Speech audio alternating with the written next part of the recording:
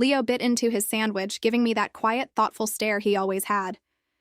Well, if that fiancé of yours can't see your worth, that's on him. I'll say it again. He's blind. Any guy would be lucky to have a woman who can repair an engine in the morning and still bake in the evening. The unspoken mention of Ryan's name twisted inside me. I forced a smile. We're not talking about him, remember? Let's just finish our coffee.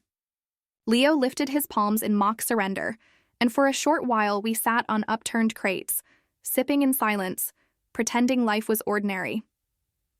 But it wasn't.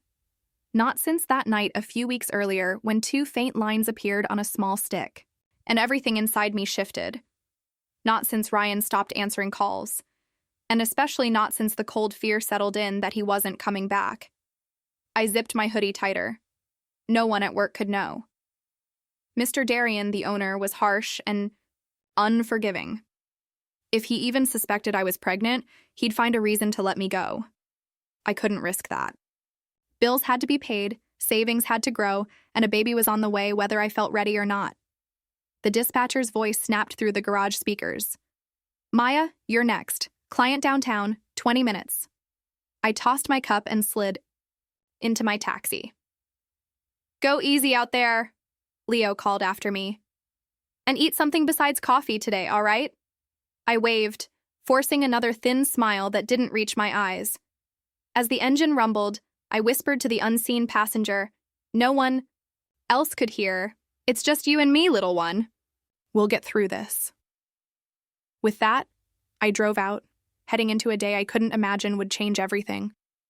The hum of the cab filled the air, but my thoughts weren't on traffic lights or crowded streets. They circled back to how I had ended up here, alone, expecting, and holding myself together with a smile nobody believed. It wasn't always this way.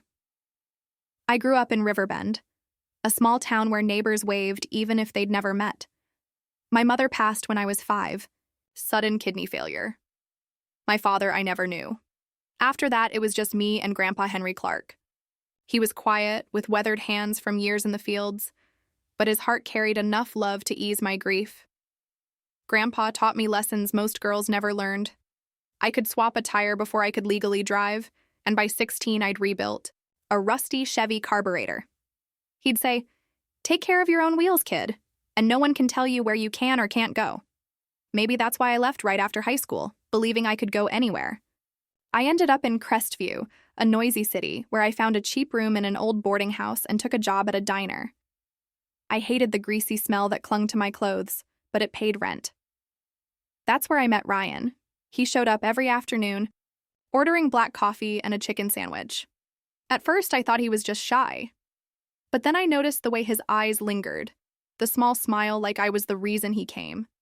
One day, he brought daisies, my favorite, though I'd never told him, and asked me out. I said yes instantly. Looking back, maybe that was mistake number 1. But it felt like hope, like something good was finally mine. Ryan wasn't wealthy, but he was charming. He said all the right things, that he admired my hard work, loved my independence. Within months, he helped with bills, and soon he moved. And I believed it was real love. When I found out I was pregnant, I was nervous but happy. I imagined Ryan smiling, pulling me close, promising we'd figure it out together. Instead, he froze. "You're sure?" he asked, as if I'd confessed to something criminal. I laughed weakly, brushing it off. "Of course I'm sure. Ryan, this is our baby. We need to talk about—" He cut me off, shaking his head. "Maya, we're not ready. It's too soon. I thought you were handling it. Birth control." That night, he hardly spoke. The next morning, he left without a kiss. Days passed with silence, every call unanswered. I tried convincing myself he was only scared, that men panic but return. But deep down, I felt something breaking. Even now, as I drove city streets, I heard Grandpa's words, "Take care of your own wheels, kid." He hadn't just meant cars. He meant life. The first time I saw Ryan again, it wasn't at home. It wasn't with flowers or an apology or even an excuse. It was outside a downtown boutique 3 days later, with her, Sophia Grant. She looked like someone from a glossy magazine, Flawless hair, flawless nails, flawless everything. Ryan's arm was around her waist, and they laughed together without a care. For a moment, I froze, standing there like a shadow of a life already discarded. Then Ryan's eyes met mine. His eyes went wide, his arms stiff. For a split second, I thought he'd rush to me, explain, beg me to forgive him. Instead, he stepped in front of her as if I were some danger. "Maya, what are you doing here?" His voice was sharp, guarded. Before I could stop myself, the words tumbled out. "I'm pregnant, Ryan, with your baby. We need to talk." Sophia gave a laugh so soft and cruel it burned. Pregnant? With his child? She scanned me from head to toe like I was nothing but stray dirt on her shoes. "Sweetheart, you should let go. Ryan already has." He flinched but didn't defend me. "Ryan, we never talked. You ran. You ignored my calls. You left me thinking. You were dead or worse, you just didn't care." My voice broke, and I hated how weak it sounded. Sophia folded her arms. "Look, whatever this is, it's done. He's mine now. Handle your little problem and stop humiliating yourself." The words hit like poison. Ryan actually stepped closer to her, not me. "She's right, Maya. We're not ready for this. You need to do the right thing. End it. End it." Those two words cut deeper than anything else. This was the man I trusted with my heart, my home, my future. Now he stood there with his prize on his arm, telling me to erase the only piece left of what we had. My hand flew before I thought. The slap cracked across his cheek, louder than I expected. "You coward," I whispered. "You don't deserve to be anyone's father." Sophia gasped, stepping toward me, but Ryan held her back. His face was red, anger, or maybe shame. "Go home, Maya. It's over. Whatever dream you had, it's gone." I stumbled away, stomach tight, eyes burning. I don't remember how I got home, only that I ended up on the bathroom floor, knees hugged to my chest, rocking like a child. I thought about calling a clinic. Once I even held the phone in my hand. But then I touched my belly and whispered, "I'm sorry. I can't lose you too." For days, I barely ate. I skipped work. My small savings drained fast. The loneliness was suffocating, like drowning in open sea with nothing solid to grab. One night, while I stared at my phone, there was a knock. "Maya, you okay?" Leo's voice. I opened the door, mascara streaks, swollen eyes. His face softened. "Oh hell, come sit. Tell me everything." And I did. For the first time, I told the truth. Leo and his wife, Clara, listened quietly. Then Clara squeezed my hand. "Honey, don't let that man decide your life. You're stronger than this. We'll help." That night, something inside cracked open. Not in a way that broke me, but in a way that let light in. The next morning, I woke up different. Still aching, still raw, but not destroyed. Clara left warm pancakes outside my door with a note. "You've got this." It made me cry again. But this time, it was a good kind of cry. People did care. Maybe not the one I thought would, but others did. That evening at their table, Leo said, "Maya, ever thought about driving a cab? We're short on drivers. Mr. Darien, the boss, can be rough, but the pay's steady. You'd be good at it. You know cars better than most." I laughed. "Me? Driving strangers all day? Leo, I can barely hold myself together." He shrugged. "Maybe that's exactly why. It'll keep you moving. And hey, you already know engines, that's half the job." It sounded crazy, but the next morning I stood in a cramped office while Mr. Darien sized me up like a gamble. Short, stocky, sharp eyes. "Ever driven for hire?" "No, sir." "You got a license? No accidents?" "Yes, sir." He stared, then shoved papers at me. "Fine. You start tomorrow. Don't waste gas. Don't cheat fares. Every car has cameras. I see everything." I swallowed my pride.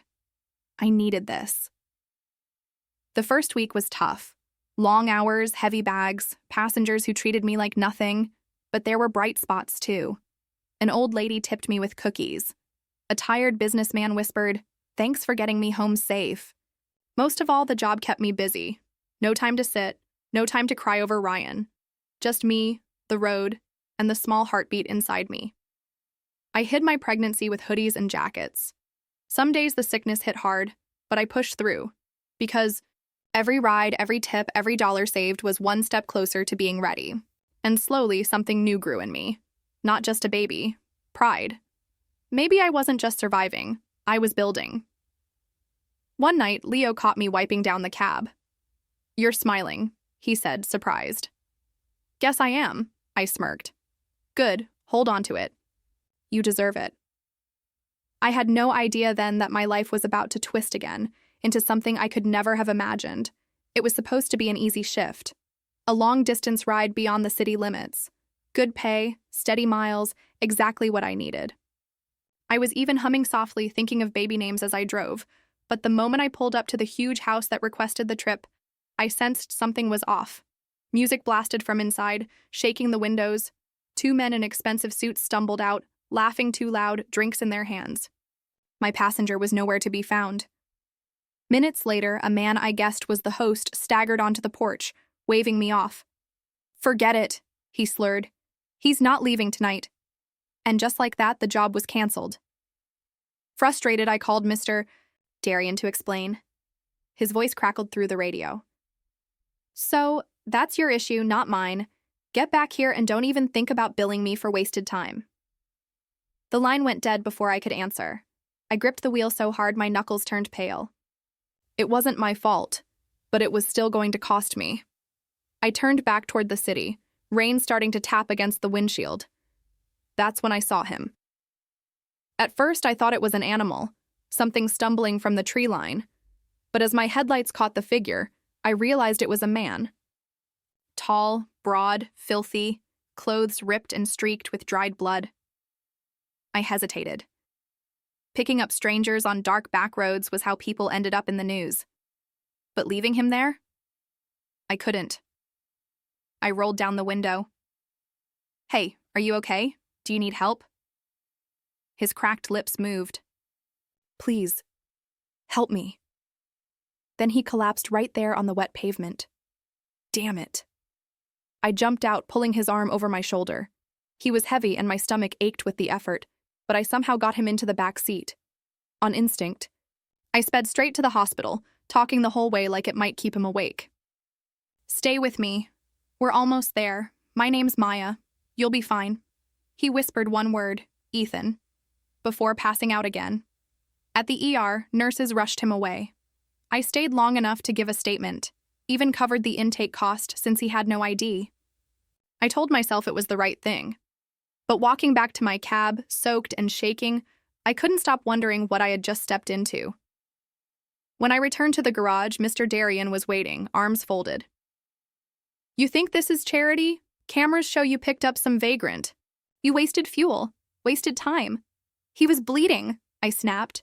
"He could have died," Mr. Darian sneered. "And now you're paying his hospital bill. Forget your bonus." I bit my tongue. I knew I'd done the right thing, so why did it? Feel like things were about to get worse? The next morning, pounding rattled my door. For a second, I thought it was Mr. Darian again. But when I opened it, 3 men stood outside. 2 were clearly bodyguards, stiff, tall, hands folded in front. The third looked like he had walked out of a country club. Tailored suit, gold cufflinks, a watch that could buy my apartment twice over. "You're Maya Clark," he said smoothly, too calm. "Yes." My hand instinctively brushed my stomach beneath the hoodie.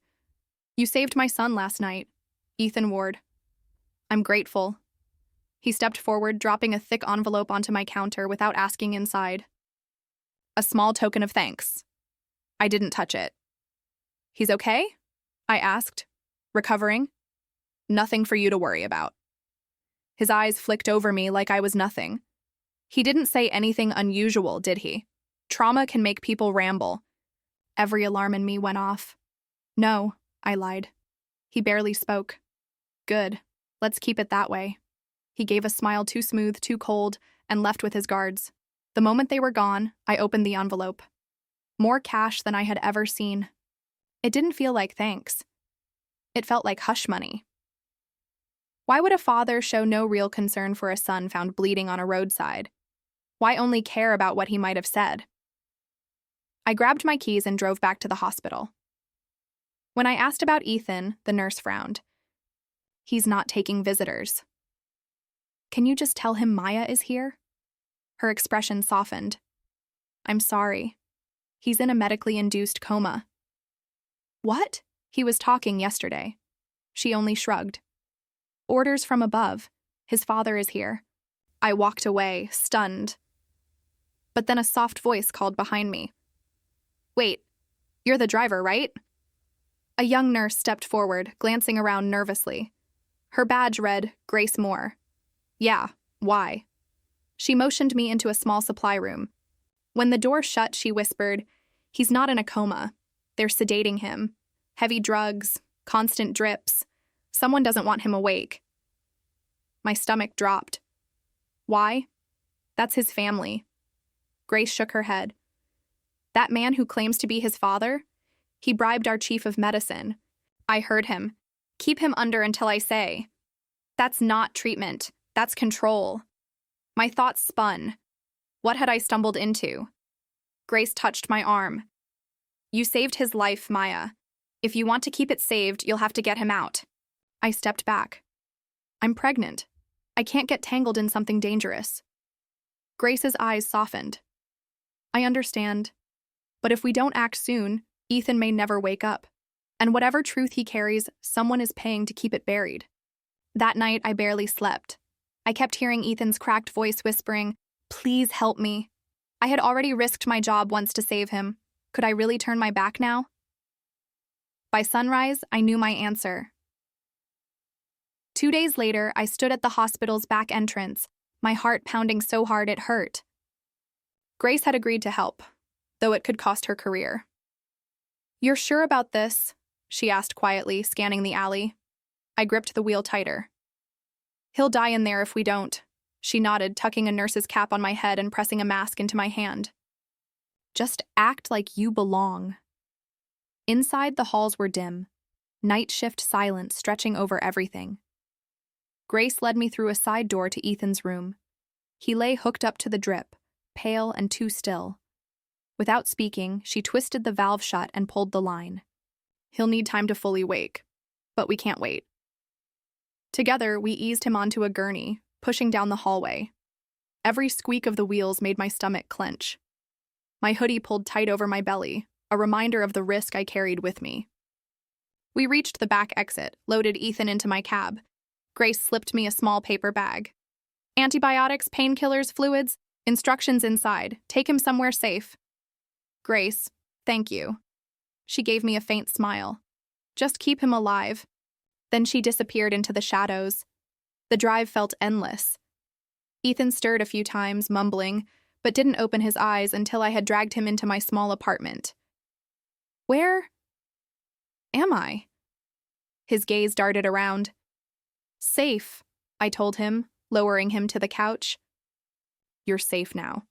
He tried to sit up, wincing as his ribs protested. You saved me. Twice. I folded my arms. Then tell me, why are they paying doctors to keep you unconscious? His jaw tightened. Victor Ward. He's not my father by blood, but he married my mom after my real dad died. She trusted him. He took control of everything after she passed, too. But, his voice dropped. My real father left me majority ownership in his hotel empire. I get it when I turn 25. That's next week. Victor wants it all. He hired people to scare me. Maybe worse, to force me to sign it away. When I refused, they took me. I stared, stunned. That's the man I saw this morning. He called you his son. Ethan gave a bitter laugh. He calls me son when it suits him. Otherwise, I'm just in his way. Silence hung in the room, broken only by the hum of the heater. I looked at him, this broken man I hardly knew, and felt something stir inside me. I had come here to rebuild my life. And here was someone whose life was being stolen piece by piece. You're not going back, I said firmly. Not while I'm breathing. A faint smile touched his lips. You don't even know me, I shrugged. I know what it's like to be thrown aside like you don't matter. I'm not letting that happen to you. For the first time in weeks, I saw something in his eyes besides pain. Hope, he whispered. Thank you, Maya. I nodded. Rest. Tomorrow we plan our next step. As he drifted off, I pressed a hand to my belly. We're in this together. Now, little one, I whispered. The next morning, Ethan was propped on my couch, pale but alert. One arm clutched his ribs, but his eyes were sharp. Maya, I can't keep running, he said. Victor won't stop until someone makes him. I handed him a mug of tea. Then we stop him. Tell me everything. For the next hour, he did.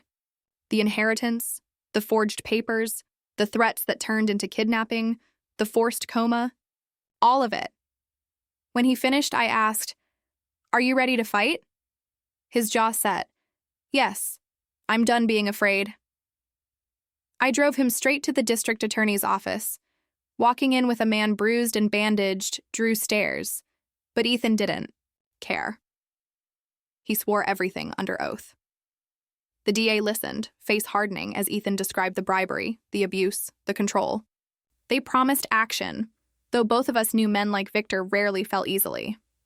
That night, detectives visited my apartment. They questioned me too, about the night I picked Ethan up, about Victor's so-called gratitude visit, about the envelope full of cash. I told them all of it.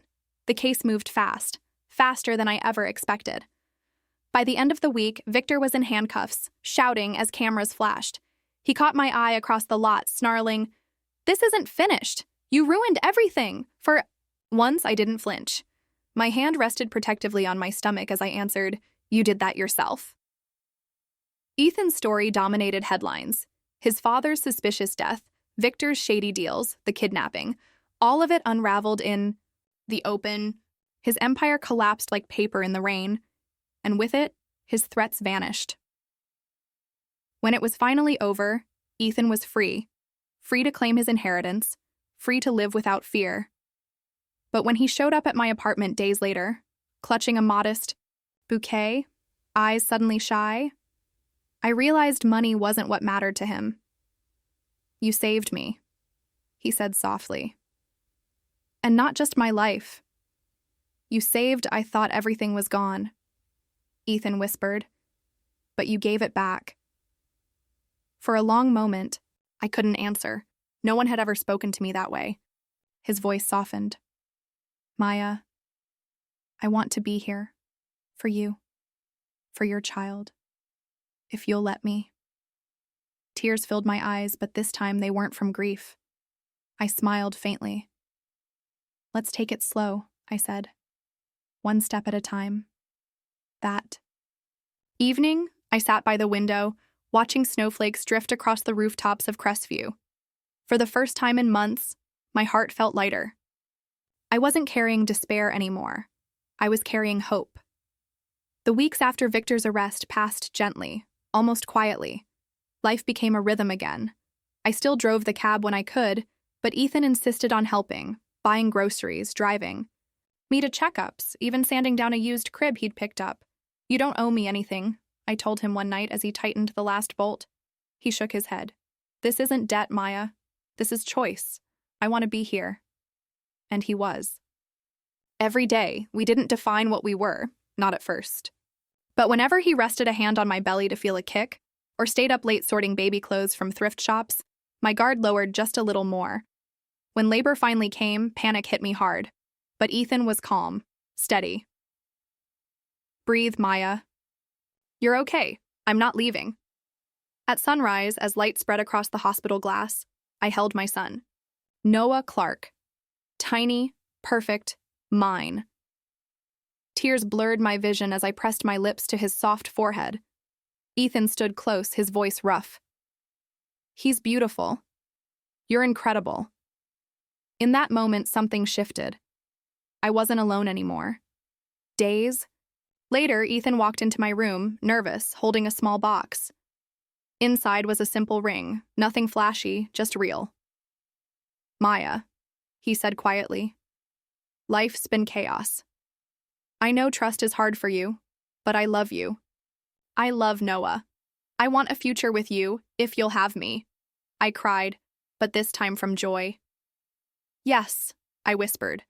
"Yes, Ethan. He kissed my forehead, arms circling both me and Noah. For the first time in a long while, I felt whole. The months that followed weren't perfect. Sleepless nights, endless crying, doubts that crept in at 3 a.m., but Ethan never wavered. He changed diapers, rocked Noah to sleep, whispered promises over tiny fists. And slowly, I healed, not just from Ryan's betrayal, but from the loneliness I thought would never end. One evening, while Noah slept in his bassinet, Ethan asked quietly, "You ever think maybe all that pain was the path to this?" I looked at him, then at our son, and nodded. "Yeah, I do." 3 years passed like a blur. Noah was now a whirlwind of energy, running everywhere, laughing too loud, curious about everything. Our small house at the edge of the city was filled with toys, giggles, and chaos I once thought I couldn't survive. I worked fewer shifts, focusing more on home. Ethan had taken over the hotel business, but he wasn't like Victor. People before profits, he'd say with a grin, and he lived by it. His kindness reshaped the company, and me. One autumn morning, I walked Noah to the park. He clutched my hand, pointing at every tumbling leaf. Ethan caught up, carrying coffee and Noah's favorite toy car. We looked like nothing special, just a family. And for someone who once cried alone on a bathroom floor, that ordinariness felt like a miracle. The final piece of my old life closed one afternoon downtown. We stopped at a travel agency, and behind the counter stood Ryan. For a heartbeat, he didn't recognize me. I wasn't the broken girl he'd abandoned. My son's hand was in mine, a ring shone on my finger, and calm rested on my face. His eyes went pale. "Maya." "Hello, Ryan," I said softly. His gaze dropped to Noah, then to Ethan at my side. "Is he?" "No," I cut in firmly. "This is Noah Clark, and this," I squeezed Ethan's hand, "is my husband." Ryan's mouth opened, but I didn't give him a chance. "We should go," I told Ethan, and we walked out into the crisp air. "You okay?" Ethan asked gently. I took a long breath, and for the first time in years, I truly was. "Yeah, I'm okay." That night, I watched Ethan and Noah chasing fireflies in the backyard. Their laughter mixed with the glow of tiny lights floating into the dark sky. I thought of the woman I used to be, the one who believed happiness wasn't meant for her. She had been wrong. Pain had taught me strength. Loneliness had taught me courage. And love had taught me that happiness isn't handed to you. It's built, piece, by the people who choose to stay. Ethan wrapped his arms around me from behind. "What are you thinking?" I leaned into him, smiling as Noah ran up, palms cupped around a firefly. Just how lucky we are. Together, we opened our hands, watching the little light drift upward into the night sky. For the first time, I didn't just believe in hope, I was living it.